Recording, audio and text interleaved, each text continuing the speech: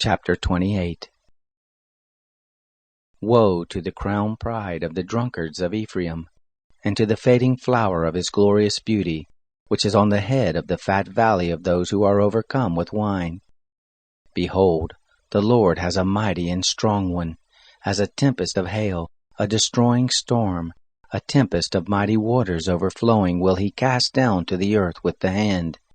The crown of pride of the drunkards of Ephraim shall be trodden under foot, and the fading flower of his glorious beauty, which is on the head of the fat valley, shall be as the first ripe fig before the summer, which when he who looks on it sees, while it is yet in his hand he eats it up.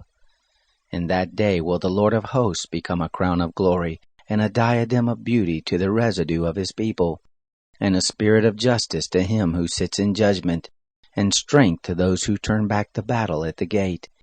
Even these reel with wine, and stagger with strong drink. The priest and the prophet reel with strong drink. They are swallowed up of wine. They stagger with strong drink. They err in vision. They stumble in judgment. For all tables are full of vomit and filthiness, so that there is no place clean. Whom will he teach knowledge? And whom will he make to understand the message? Those who are weaned from the milk and drawn from the breast? For it is precept on precept, precept on precept, line on line, line on line, here a little, there a little. No, but by men of strange lips and with another language will he speak to this people, to whom he said, This is the rest. Give you rest to him who is weary. And this is the refreshing, yet they would not hear.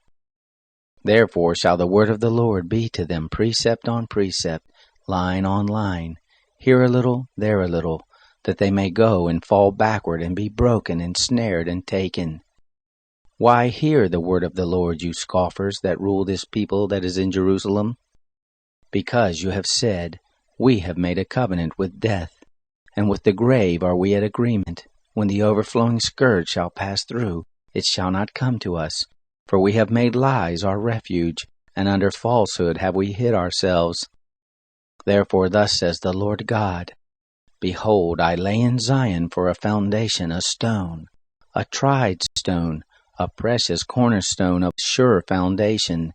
He who believes shall not be in haste. I will make justice the line, and righteousness the plummet. And the hail shall sweep away the refuge of lies, and the waters shall overflow the hiding place. Your covenant with death shall be annulled, and your agreement with the grave shall not stand. When the overflowing scourge shall pass through, then you shall be trodden down by it. As often as it passes through, it shall take you, for morning by morning shall it pass through, by day and by night, and it shall be nothing but terror to understand the message.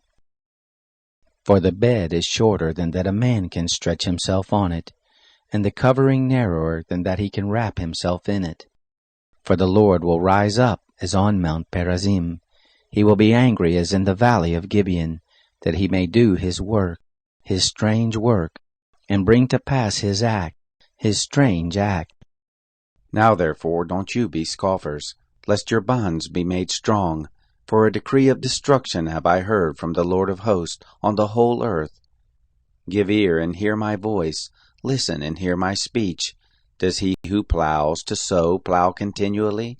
Does he continually open and harrow his ground? When he has leveled the surface of it, doesn't he cast abroad the dill, and scatter the cumin, and put in the wheat in rows, and the barley in the appointed place, and the spelt in its borders? For his God does instruct him aright, and does teach him. For the dill are not threshed with a sharp threshing instrument, neither is a cartwheel turned about on the cumin.